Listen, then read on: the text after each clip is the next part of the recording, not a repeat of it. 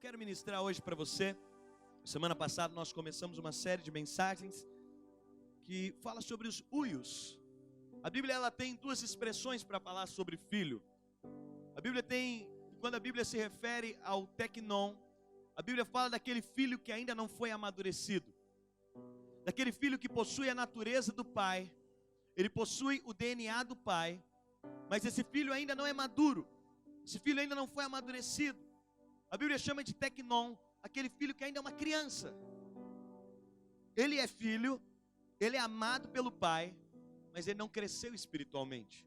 E aqui a Bíblia não está se referindo a uma idade física.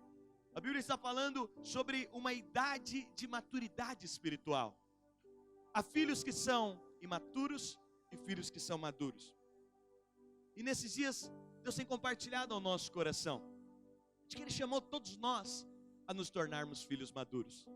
De que Ele chamou toda a igreja a sermos filhos amadurecidos.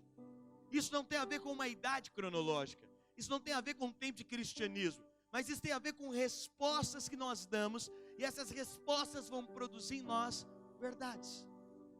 Interessante, um tempo atrás eu fui fazer uma viagem. E eu conheci o Rio de Janeiro só de passagem. E aí eu programei com a Bruna e falei: Bruna, vamos um dia para o Rio de Janeiro. A gente passa o dia lá no Rio. Passamos alguns dias lá. Podemos conhecer os pontos turísticos do Rio de Janeiro. E aí alguém falou para mim: rapaz, você vai para o Rio de Janeiro de carro? Eu falei: vou. Falei: não, se for para o Rio de Janeiro de carro, você vai ter um problemão. Ninguém anda no Rio de Janeiro do jeito que está de carro. Você pode se perder, se você se perder, pode ser uma catástrofe enorme. Mas aí a minha esposa já ficou meio insegura. Falei: amor, nós vamos sim, claro que vamos. Não é nem insegurança, nós vamos. Deve ser que o pessoal fica falando, é igual falam de São Paulo. No fundo nem é verdade que é tão perigoso. Aí nós contamos para outra pessoa: vamos para o Rio de Janeiro. Aí a pessoa falou: você viu o último noticiário que aconteceu? Um casal se perdeu dentro de uma comunidade do Rio de Janeiro, mataram eles. Mulher que tem mais dificuldade de chorar, minha esposa já começou. Acredito, Rio de Janeiro, vamos. Não vamos nessa viagem. Amor, você está comigo, amor. Aqui tem macho para derrubar qualquer fuzil. Eu falei: nós vamos mesmo assim, né? Eu saí daqui, você sabe como é minhas histórias de caminho, né? A gente fez uma parada em Campos do Jordão primeiro. Acabei me perdendo no GPS. Na hora que ela acordou, estamos aonde? Em Campos do Jordão. Mas conseguimos chegar, chegamos, isso é importante. Quando eu cheguei no hotel lá em Copacabana, eu falei: ó amigo, me dá algumas indicações aí, que a gente vai sair para andar por aqui. Minha esposa já não estava segura, eu estava no meu machismo ainda. Ele falou: você vai andar como aqui? Eu falei: de carro, eu vim de carro. Rapaz, não te aconselho a andar de carro no Rio de Janeiro não. Eu falei: amor, bem que você estava certo.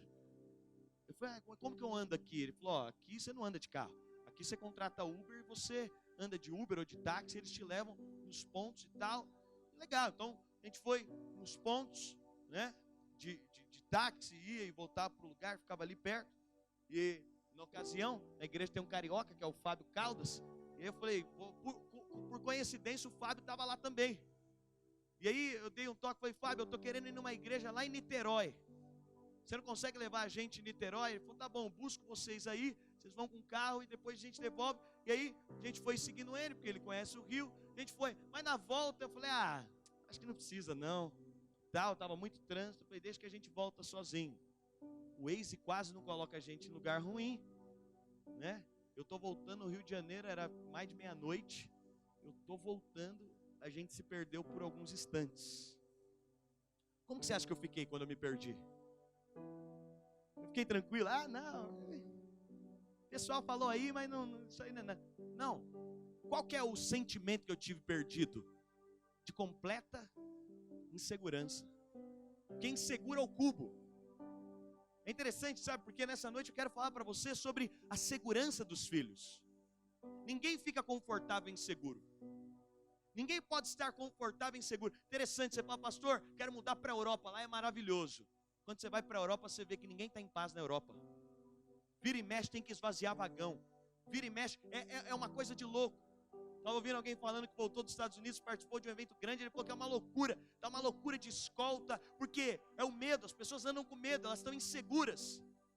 Agora, qual que é a grande questão? É que a insegurança, ela é o pior terreno para você firmar suas estacas. Não tem coisa pior. Não tem coisa pior que estar inseguro no relacionamento. Não tem coisa pior que você estar inseguro no ambiente. Não tem coisa pior que você se perder e estar inseguro. Agora é interessante, porque quando nós falamos sobre filhos maduros, os filhos maduros possuem segurança. Eles firmam a sua vida cristã na base da segurança. E aí a gente tem um problema. Esses dias alguém falou para mim, pastor, isso aí que vocês estão pregando sobre a nova aliança, sobre a graça de Deus, sobre a questão que Deus agora não vê mais o seu pecado, sobre o fato agora que tudo tem a ver com Cristo, nada tem a ver comigo. Toma cuidado, pastor. Isso aí pode ser muito perigoso. Porque se os irmãos souberem que é tão seguro assim, que Jesus já fez tudo assim, como é que eles não vão viver? É interessante porque a fala desse irmão reflete um sentimento que vive dentro da igreja. Qual que é a cabeça da maioria dos pastores? Quanto mais inseguro alguém tiver, mais ele vai servir a Deus. Se eu falar para você, olha, se você não der o seu dinheiro, o roubador, o migrador, destruidor, todo mundo, os partidos de esquerda, todo mundo vai arrancar seu dinheiro. E aí alguém diz, olha, assim é a melhor maneira para alguém dar o dinheiro dele. Dessa forma, o irmão vai contribuir, mas esse é o terreno da insegurança. E aí se estabelece, é interessante, porque na maioria dos lugares, se estabelece uma pregação para te deixar inseguro o tempo inteiro. Achando que inseguro você pode servir a Deus genuinamente. Achando que inseguro você vai conseguir responder a Deus. Mas quero te dizer, não tem pior ambiente que o de insegurança. E quando nós olhamos para esse ambiente de insegurança, eu sei que nós estamos acostumados a ouvir pregações de um Deus que é inflexível, de um Deus que às vezes acorda com o humor alterado. E com esse tipo de ministração, nós não geramos pessoas maduras. Na base da acusação, da condenação e da ameaça, nós geramos pessoas inseguras. E quando nós falamos sobre a questão dos filhos maduros são filhos que têm segurança. Filhos são seguros. Eles são seguros do amor de Deus. Eles são seguros que Deus não descarta eles. Eles estão firmados na base da segurança. Interessante, eu estava vendo uma pesquisa, Esther, pós-guerra, uma série de psicólogos, achei vários, não foi um nem dois, que estudaram pós-guerra os orfanatos. A taxa de crianças que morriam até um ano era de quase 100%. As crianças que ficavam órfãos da guerra eram levadas para orfanatos. E as que tinham menos de um ano, quase 100% dessas crianças morriam. Era um índice elevadíssimo. Então, os psicólogos começaram a fazer estudo. Peraí, vamos entender o que está acontecendo dentro desses orfanatos, que essas crianças estão morrendo muito. E aí, quando eles foram para dentro dos orfanatos, sabe o que eles descobriram? Eles olharam para a alimentação das crianças está boa. O motivo delas morrerem não é alimentação. Eles foram ver e eles descobriram que o espaço físico que essas crianças estavam eram boas instalações. O motivo delas morrerem não é porque elas estavam num local ruim. E eles começaram a avaliar e começaram estudos. E sabe o que eles descobriram? É que as crianças morriam quase 100%. A pesquisa diz que mais de 90% das crianças morriam. Sabe por quê? Porque elas não tinham contato físico com ninguém. Eram muitas crianças, então não podia se ter contato. Não podia então se pegar a criança no colo. A criança não podia ter esse contato. E aí os psicólogos, eles até desenvolveram algo. Montanger, em 1988, ele diz que o mais importante são as sensações da pele e a sensação sinestésica do contato com a criança. E são acalmadas prontamente. As palmadinhas, o calor, é resposta a um estímulo às vezes. E a criança precisa disso para viver. Sabe em outras palavras o que esse camarada está falando? É que a criança, para sobreviver, esses dias eu vi um vídeo, eu acho que é verdade, que as fontes eram boas, que uma criança nasceu morta e ela foi para o peito da mãe, e o contato com a mãe, o calor do corpo da mãe, a criança ressuscitou por causa do contato com a mãe. Sabe o que isso mostra? Que a criança, se ela não tiver num ambiente de segurança, ela não consegue se desenvolver. Mas o mesmo vale também para a vida cristã. Por quê, pastor? Porque todo filho maduro é filho seguro.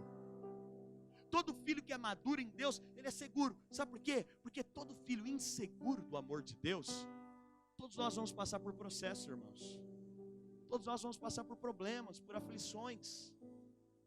Se você se casou, Paulo diz também, você vai passar por aflições. Se você é solteiro, você vai passar por aflição de solteiro. Se você é rico, você passa o problema que rico passa. Se você é pobre, você passa o problema de pobre. Todo mundo passa por aflições em determinadas idades. Todo mundo passa. Agora o fato é o seguinte: o filho tecnon, que não tem a segurança do pai, ele nunca consegue responder dentro dos processos de Deus, porque ele vive um ambiente de insegurança. E você está acostumado a ouvir palavras que te deixam inseguro acerca de Deus o tempo inteiro. Ei, será que Deus vai fazer mesmo? Será que você merece? Será que Deus vai fazer? Será que o que você tem feito faz? Será que você tem orado o suficiente para Deus poder te dar isso? E aí a gente estabelece um problema. Por quê? Porque filhos que são inseguros do amor do pai, eles nunca conseguem se desenvolver. Filho que não tem segurança do quanto é amado por Deus, ele nunca consegue crescer. Vai chegar um fim da linha para esse filho. Vai chegar um momento que ele não consegue romper, ele não consegue crescer. Por quê? Porque ele não tem esse aspecto de segurança. E quando nós falamos sobre essa segurança, é interessante porque os filhos maduros, eles vão se desenvolver, porque eles são seguros do quanto são amados por Deus. Eu fico feliz quando eu percebo que a palavra está entrando no coração dos irmãos. Semana eu tive que resolver um problema, o irmão falou uma besteira pública, e aí falaram que alguém bem jovenzinho corrigiu ele. O irmão estava falando uma besteira, dizendo para as pessoas: olha, não é tão bem assim não, a vida que você tem e tal. E aí eu fiquei feliz porque disse que um jovenzinho levantou e falou: olha, mas nós somos justificados por Cristo, agora nós estamos dentro da justiça de Cristo. Eu falei: a mensagem está entrando, porque para um adolescente repreender alguém mais velho com essa revelação, é porque ele está percebendo essa revelação. Mas qual que é a questão? Quando nós falamos do ambiente de insegurança, a questão é que alguns falam: pastor, toma cuidado para pregar isso. Toma cuidado para dizer para os irmãos que, olha, eles são amados por Deus, que agora eles se tornaram filhos. Toma cuidado com isso. Mas eu te digo, quem está com mais problema? A criança que não tem segurança ou a criança que tem segurança? Quem está numa vida mais difícil? Quem tem uma probabilidade de se desenvolver mais? São os filhos que são seguros. A principal pregação que produz insegurança nos cristãos é a salvação. A pregação que as pessoas mais pregam, que eu mais ouço, e eu estou te trazendo isso hoje, porque indo a muitos lugares eu falei: eu preciso ainda mais instruir a igreja acerca disso. Uma das pregações que eu mais ouço, que querem produzir insegurança no cristão, é acerca da sua salvação. E você tem aquele ambiente todo: será que você é salvo mesmo? Será que você mereceu isso? Será que sua vida tem conformidade para você ser salvo? Será? Será que se você morrer hoje, será que você não vai para o inferno? E é interessante, sabe por quê? Porque na maioria dos lugares acham que se basear a pregação nisso, eles dizem: olha, nós vamos ter crentes maduros. Se todo mundo ficar com medo de ir para o inferno, eles vão amadurecer. Esses dias eu estava conversando com um pastor amigo, eu disse: olha, nós cremos que uma vez que alguém foi salvo, não tem como ele ser perdido. Nós cremos que uma vez que ele está salvo para sempre. Isso com base teológica. Uma vez que ele foi salvo, ele está para sempre salvo. E aí esse amigo falou: como assim? E lá na sua igreja, como que é então? As pessoas agora se convertem e falam: não, já que eu estou salvo. Eu disse: não, o cara que pensa: já que eu estou salvo, eu vou fazer o que eu quiser, nem salvo foi, na minha opinião.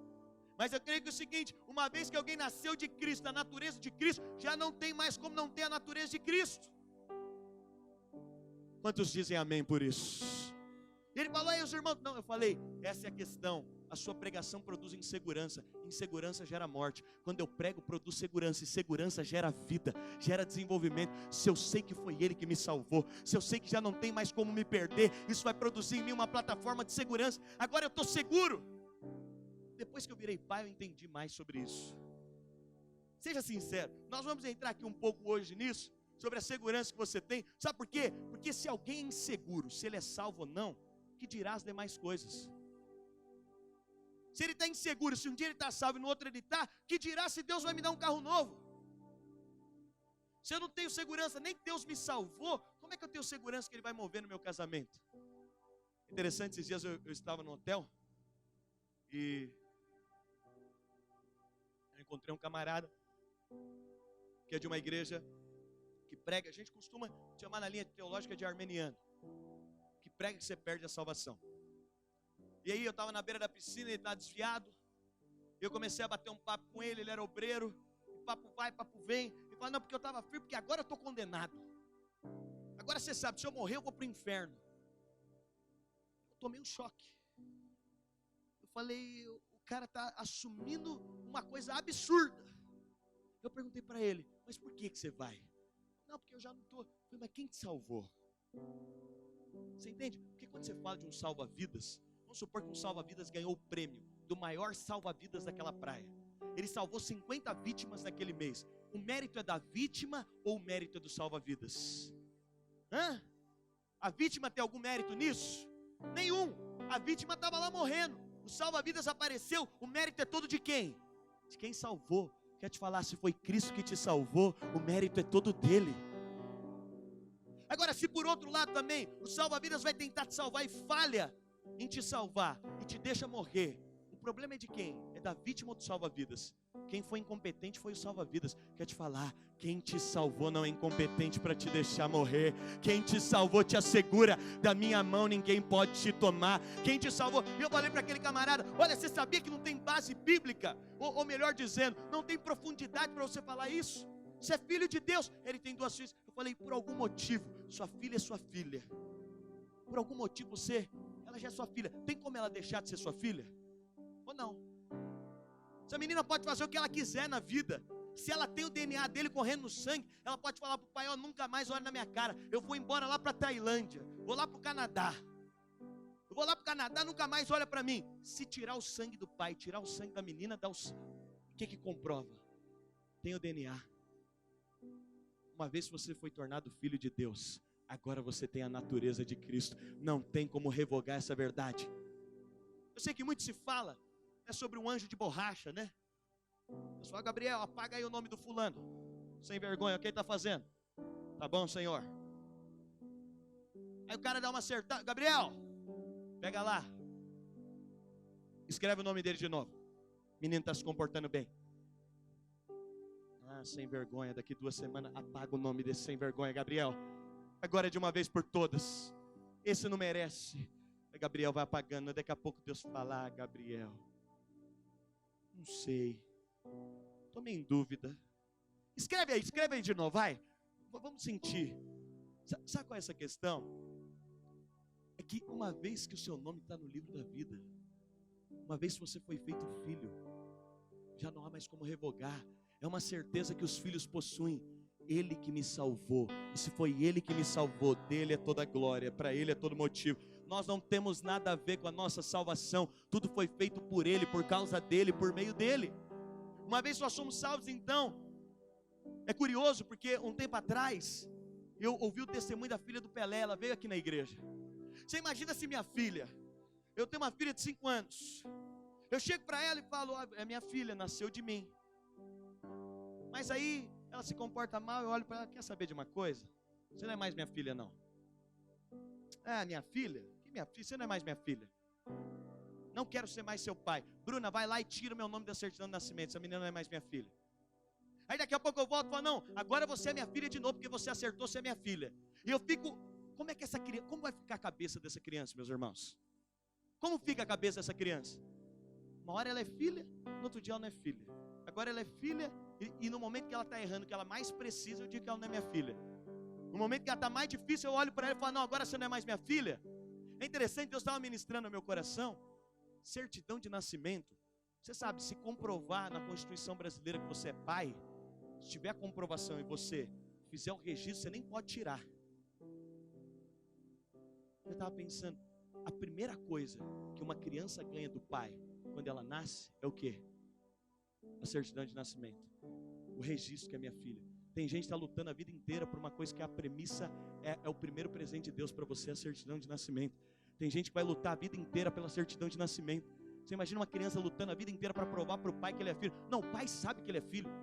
foi o pai que teve. Eu sei que minha filha é minha, fui eu que gerei ela. Por isso que a certidão de nascimento é a primeira coisa. O comprovante que ela é minha filha é a primeira coisa. E aquilo ali não tem como mudar. O primeiro presente que ela recebe, quer te dizer, você nasceu de Deus, você é filho de Deus. Isso não tem como mudar. Esse é o primeiro presente que um cristão ganha. E sabe o que nós temos? Se eu tenho certeza que Ele me amou a ponto de me salvar, eu tenho certeza que Ele vai aperfeiçoar todas as coisas na minha vida. É interessante quando nós falamos sobre isso. Eu vi um tempo atrás, vi a filha do Pelé aqui. Acho que ela até morreu, essa moça. E ela ficou a vida inteira querendo provar para o Pelé que ela era filha dele. Eu não sei quantos viram o testemunho dessa irmã. A vida inteira ela quis provar para o Pelé que ela era filha. E é interessante, eu acho que o Pelé nem reconheceu ela como filha. Mas sabe o que acontece? Quando tem uma certidão de nascimento, é o pai dizendo para o filho, você é meu filho.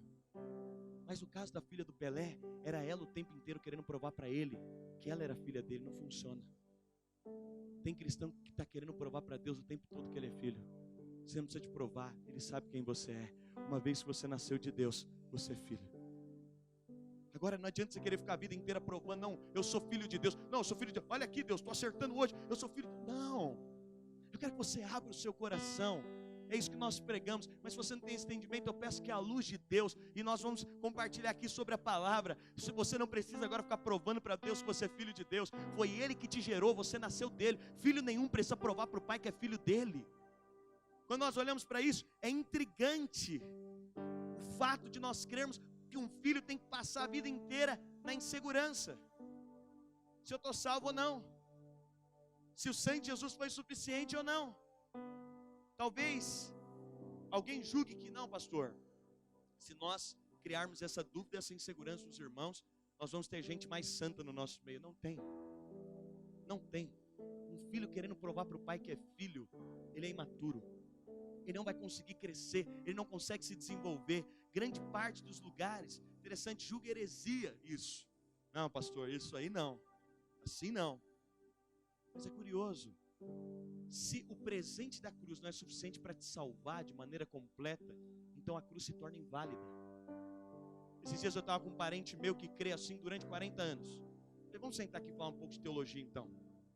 Falei, se eu acerto eu estou salvo. Sim. Se eu erro eu estou condenado. Certo.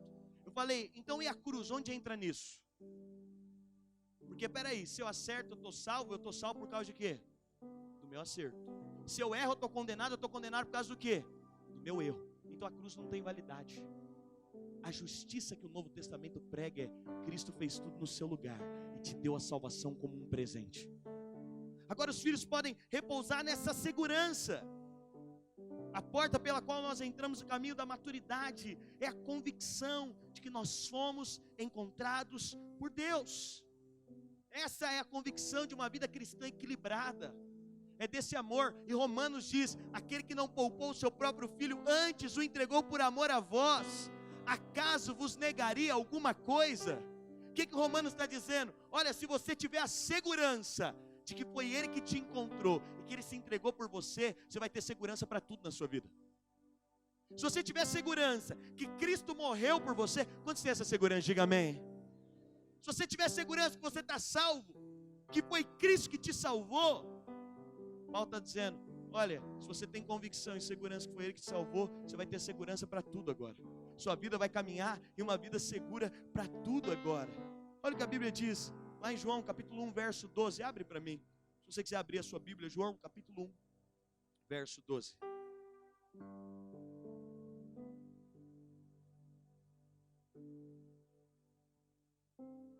Contudo, aos que receberam, aos que creram, diga aos que creram, diga aos que receberam, aos que receberam, aos que creram em seu nome, deu-lhes o direito de se tornarem filhos de Deus, os quais não nasceram por descendência natural, nem pela vontade da carne, nem pela vontade de um homem, mas nasceram pela vontade de quê, meus irmãos? A Bíblia João está dizendo, olha, mas a todos os que creram, diga creram. A Bíblia não está dizendo, mas a todos que se comportaram bem, mas a todos que praticaram alguma obra, mas a todos que fizeram alguma coisa certa. Não, a Bíblia está dizendo, mas a todos os que creram. deu-lhes o direito de serem chamados filhos de Deus. Sabe o que a Bíblia está dizendo? Que salvação é um presente. A todos os que creram, deu-lhes o direito de serem chamados filhos de Deus. Eu não sei você, mas a coisa mais embaraçosa é alguém dar um presente e querer pedir de volta. Criança normalmente faz isso, né? E mesmo para criança é algo esquisito. Eu chego para o André e falo: André, é o seguinte, tá vendo essa air fryer aqui em casa? Essa fritadeira elétrica da Polishop, que tem 714 funções, que frita sem gordura, sem óleo, sem necessidade de eletricidade, que faz a comida sozinho. Você chega em casa, ela está na mesa, ele fala: tô, senti de te dar de presente. E eu dou de presente para o André. Mais para Esther que para ele, se for nesse caso, né? Eu dou este presente para ele. Aí daqui a pouco eu falo: rapaz do céu, o que eu fiz? Eu dei minha air fryer para ele. Como é que eu vivo sem ela? Como é que eu vivo sem uma fritadeira elétrica que não usa óleo? Minha vida não vai ser mais a mesma. Aí eu ligo pro André. Olha que confortável. Ô André, tudo bem? Tudo? Ô rapaz, obrigado pelo presente, hein? André, papai, obrigado, hein? Rapaz, estamos usando aqui em casa, tá uma maravilha. Eu falo: André, sabe o que é? Eu tô te ligando, que eu quero o presente de volta. Tem como você me devolver? Eu acho que eu me enganei na hora de te dar o presente. Eu não calculei muito bem, te dei o presente, agora eu quero de volta. Eu te digo, tem sensatez nisso? Não tem. A Bíblia está dizendo que aqui, aos que creram, deu-lhes o direito de serem chamados filhos de Deus. A Bíblia está dizendo aos que receberam, aos que creram. A Bíblia está dizendo que recebe. A Bíblia está falando: olha, quem praticou boas obras ganhou esse direito.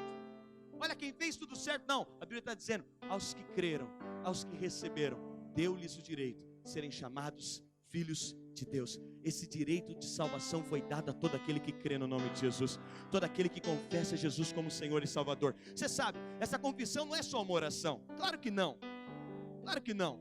Essa oração, essa confissão é uma verdade que transforma a nossa natureza, que nos faz nascer de novo. Mas a Bíblia está dizendo: olha, todos esses que creram, foi dado o direito. Então você foi introduzido na vida cristã, ganhando o maior de todos os presentes. Eu sei que todo mundo concorda que nós ganhamos um presente, que é a salvação. Mas talvez você fale: pastor, eu não posso perder minha salvação. Pastor, eu concordo, eu ganhei esse presente. Deus me deu esse presente pela graça. Mas será que agora eu não posso perder a minha salvação? Será que agora caminhando eu não posso perder a minha salvação? Primeiro você precisa entender que esse ambiente de insegurança não combina com o Evangelho de Jesus. Mas depois é interessante porque Jesus fala sobre isso. Jesus fala em João 10, 28 e 29. São as palavras de Jesus em João no capítulo 10. No verso 28 e 29, olha o que Jesus diz: eu lhes dou a vida. O que ele nos deu, meus irmãos? Ele está falando: eu vos vendi a vida eterna. Ele está dizendo: olha, eu troquei a vida eterna com vocês. Vocês fizeram algo para mim e eu estou trocando com vocês. Isso é troca, sim ou não? Eu estava lá com esse meu familiar, 40 anos crendo nisso. Eu falei: então se eu pratico a justiça e ganho a salvação, sou eu que ganhei, não foi Cristo que deu. Jesus está dizendo: eu lhes dou a vida eterna. E elas jamais, Jesus está falando sobre as suas ovelhas, e elas, diga, jamais. Não, diga mais forte, diga, jamais. Pastor, eu tenho como perder minha salvação? Depende de quem te deu.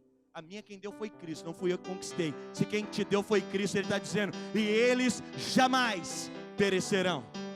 Jamais. Olha o que a Bíblia está dizendo: e eles jamais perecerão. É interessante porque jamais no original é uma negação dupla. No original está escrito nunca jamais. Alguém fica falando para você: olha, nunca jamais perecerão.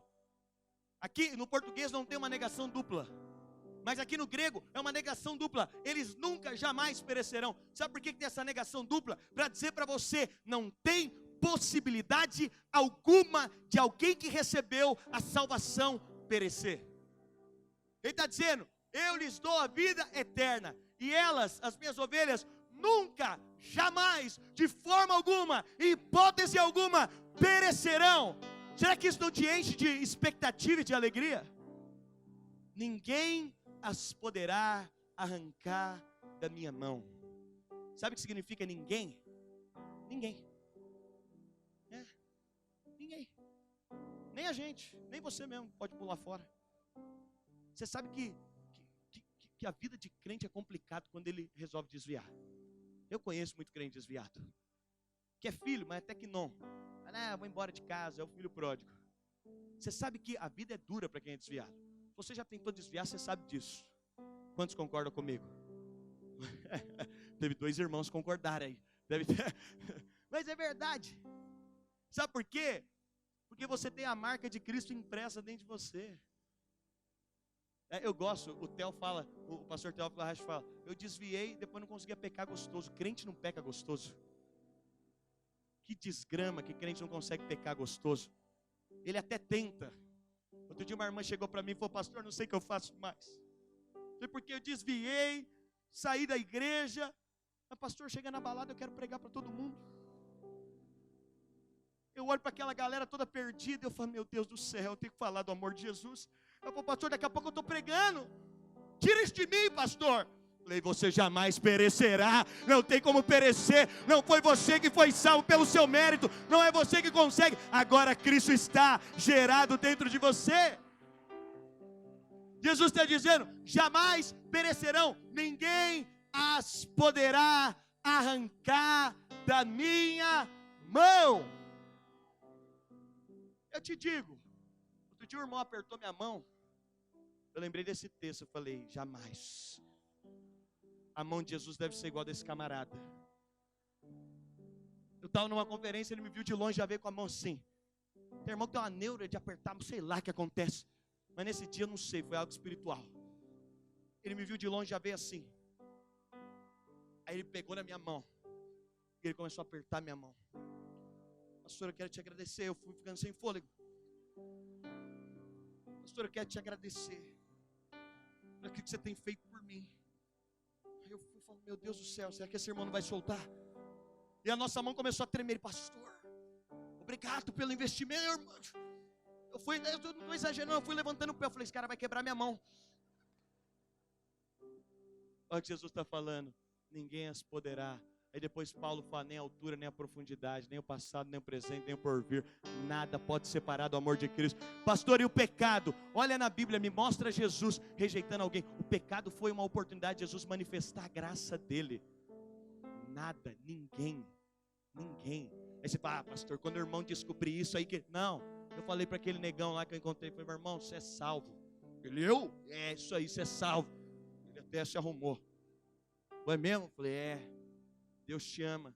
Você teve um encontro com Jesus, você é salvo. Larga essa ideia medíocre. Ele falou, não, nem estou frequentando mais. Já que eu estou condenado, eu falei, essa é a mentira do diabo, produzir insegurança em você. Mas a hora que você entender que você é amado, não é por aquilo que você faz, é por aquilo que você é. Que você não é filho porque você quis ser filho. Você é filho porque Ele escolheu você, porque Ele olhou para você, porque Ele usou de misericórdia para que você, sua vida vai mudar. O negão até deu um sorriso.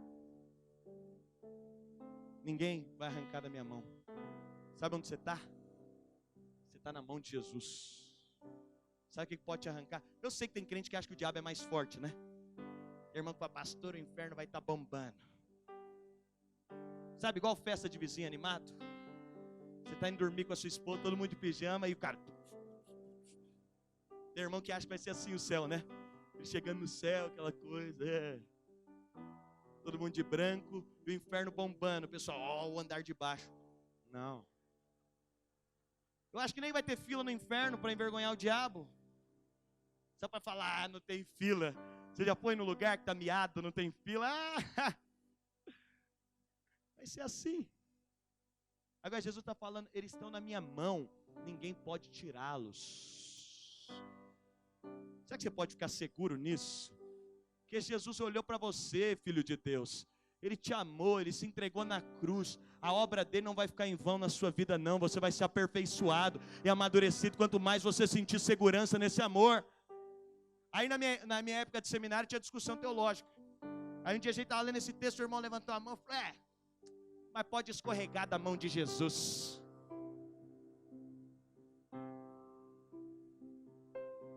O que você faz com o cara desse? Vou mandar o irmão apertar a mão dele igual apertou a minha. Fala, escorrega agora, safado. Escorrega da mão do irmão. Consegue escorregar nem da mão do irmão, vai escorregar da mão de Jesus. E eu tentando tirar minha mão. E quanto mais eu tirava, era pior. Porque ele começou apertando a parte de cima. A hora começou a apertar meus dedos. Eu fui tirando. Mas aí Jesus continua, a Bíblia continua. Jesus continua, verso 29. Meu Pai, que as deu para mim, é maior do que todos. Isso é um presente do Pai para o Filho. Meu Pai que as deu para mim é maior que todos. Ninguém as pode arrancar da mão do meu. Sobe aqui, Richard, rapidinho. Aqui está dizendo, Jesus está falando. Volta o verso 28, vamos ler de novo. Verso 28.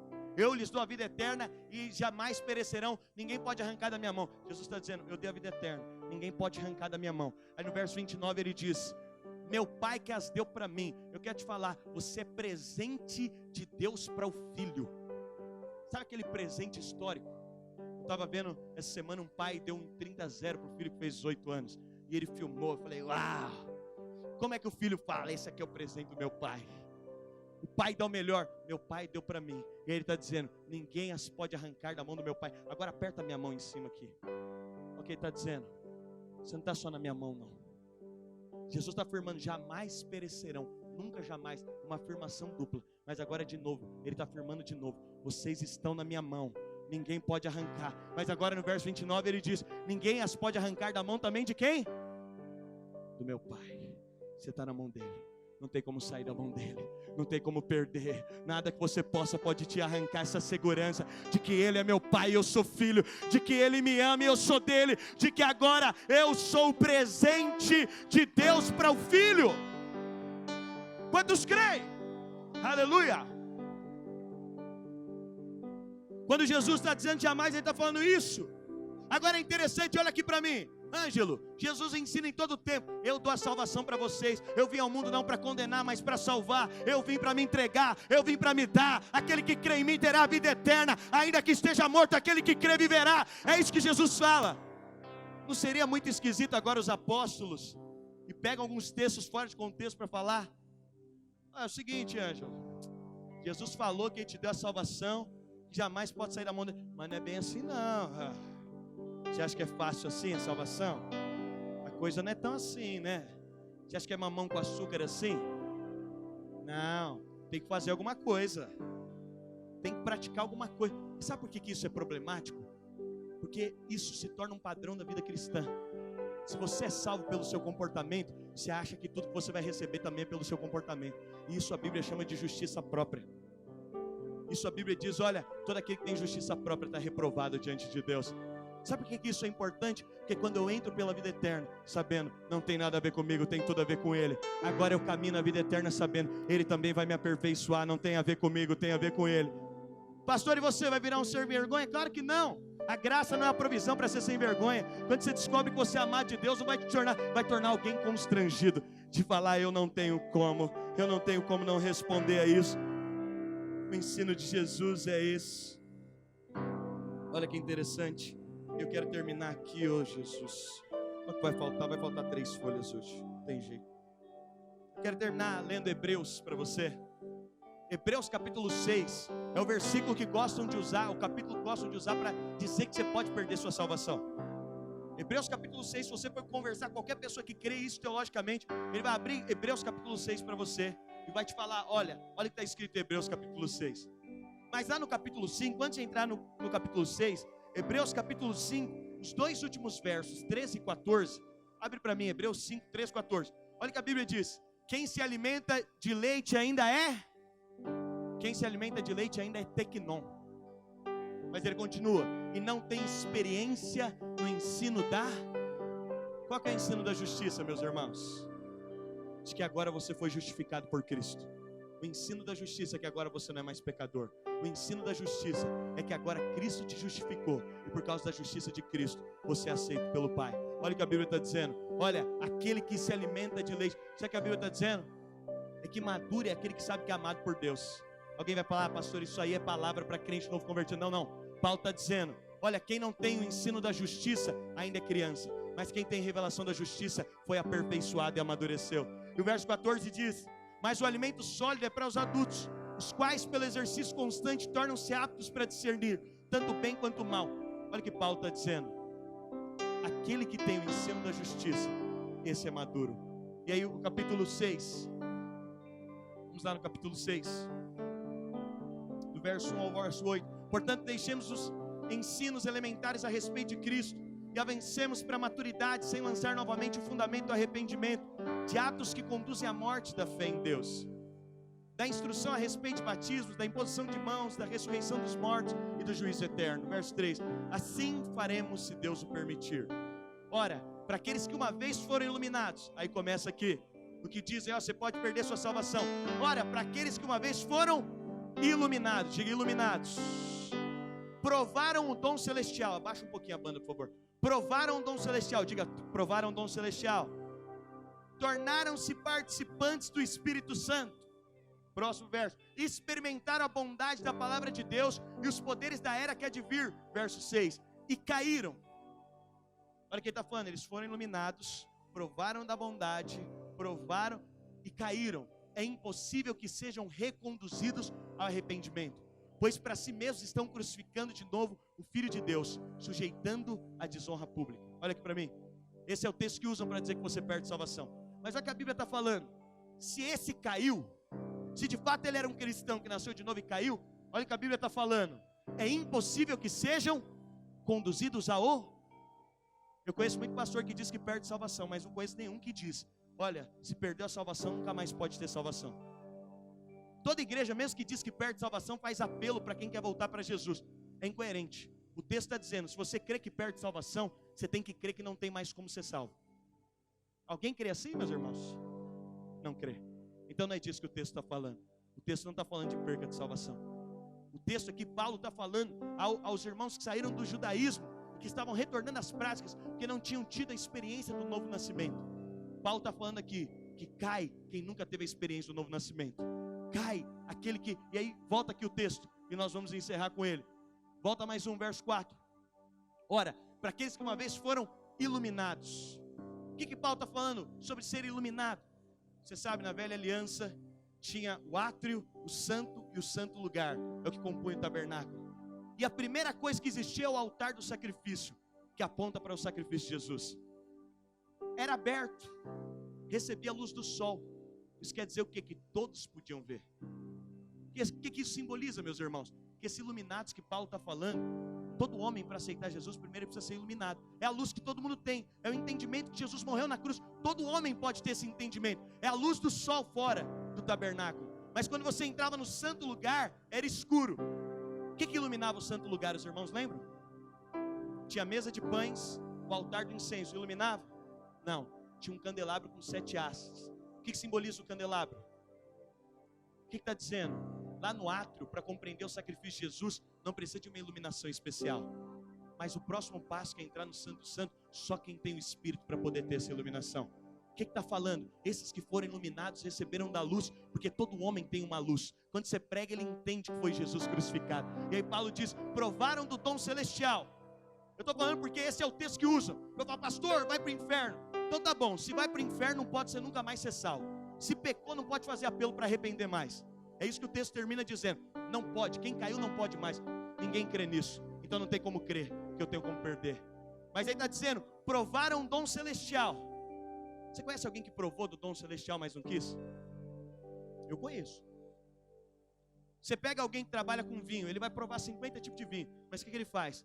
Ele coloca na boca, ele só experimenta. Mas não quero. Ou ele cospe aquilo ali, ele só experimenta 50 vinhos. Sabe o que a Bíblia está dizendo? Provaram do dom celestial, mas eles não fizeram daquilo a própria vida. Eles não beberam do dom celestial, eles só provaram. Eu conheço muitas pessoas que provaram do dom celestial. Elas participaram de reuniões, elas participaram de ajuntamentos, elas provaram. Ele diz, tornaram-se participantes do Espírito Santo. O que eles tornaram-se participantes, pastor? Eu já conheci incrédulos que foram curados. O que é isso? É o dom do Espírito Santo. O cara foi curado, mas ele não quis Jesus. Deus fez, restaurou o casamento dele, mas ele falou, não quero Jesus. Ele nem foi salvo. E aí o próximo verso, verso 5, para nós encerrarmos. Experimentaram a bondade da palavra de Deus e os poderes que há de vir, verso 6. E caíram. É impossível que sejam conduzidos ao arrependimento. A Bíblia está falando por um incrédulo que ainda não nasceu de novo. Talvez alguém que participou da comunhão dos santos, mas que não se tornou participante da vida de Cristo. Aí está dizendo, para esse não tem jeito. O fato de você estar na igreja não quer dizer que todos são salvos. A salvação tem a ver com uma experiência. Mas uma vez que você foi salvo, não tem. Se desse para perder a salvação, então não tinha mais como buscá-la. Se alguém perdeu, eu já evangelizei alguém assim, falou, pastor, perdi, não tem como voltar. Eu falei, te ensinaram uma doutrina, mas o fato é o seguinte, nós estamos seguros no amor de Deus. E aí lá no verso 9, olha que interessante, porque Romanos 6, no verso 9, olha o que a Bíblia diz, verso 9, por favor. Pois sabemos que tendo sido ressuscitados os mortos, Cristo não pode morrer outra vez, porque a morte já não tem mais domínio sobre ele. Coloca o verso 8, por favor. Volta um. Ora, se morremos com Cristo, cremos que também com ele nós vamos viver. O texto aqui não está falando que você pode perder a sua salvação. Antes ele está dizendo para alguém que nunca recebeu da bondade, da graça e do favor de Deus. Agora nós fomos iluminados por essa verdade, nós recebemos dessa verdade, e agora nós podemos mergulhar. E aí no verso 9, colocaram errado aí. Me perdoa, Hebreus capítulo 5, verso 9. Capítulo 6, capítulo 6, verso 9, vamos ler para acabar. O que Paulo? Olha, Paulo fala tudo aquilo do verso 1 ao verso 8. E aí ele diz agora, amados, mesmo falando dessa forma, estamos convictos de que coisas melhores em relação a vocês, coisas próprias da salvação. Na versão a mensagem ele diz, amigos, estou certo que isso não acontecerá com vocês. Paulo está falando, olha, alguém pode cair, mas ele está escrevendo aos Hebreus dizendo, eu estou certo, isso não tem a ver com vocês. Paulo está falando na sequência, como é que alguém pode dizer, olha, eu estou certo, eu estou escrevendo isso acerca daqueles que nunca tiveram experiência, mas estou certo, com vocês isso nunca pode acontecer. Quantos creem que foram salvos por um bom Salvador? Um Salvador que é perfeito. Isso quer dizer que agora nós temos segurança. Quando temos segurança no futuro. Temos segurança da bondade de Deus. Temos segurança do amor de Deus. Agora nós estamos seguros. É esse Deus, esses filhos aperfeiçoados, eles estão seguros no amor do Pai. Eles estão descansados no amor do Pai. Eles agora vivem uma vida segura no amor de Deus. E em Romanos, no capítulo 8, no verso 32, olha o que a Bíblia diz, Romanos 8, 32, nós vamos orar. Que diremos, pois, à vista dessas coisas?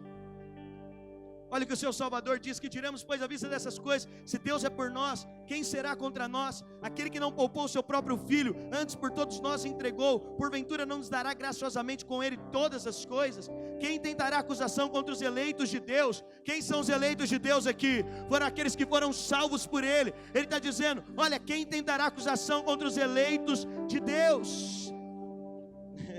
É Deus quem os justifica, quem os condenará?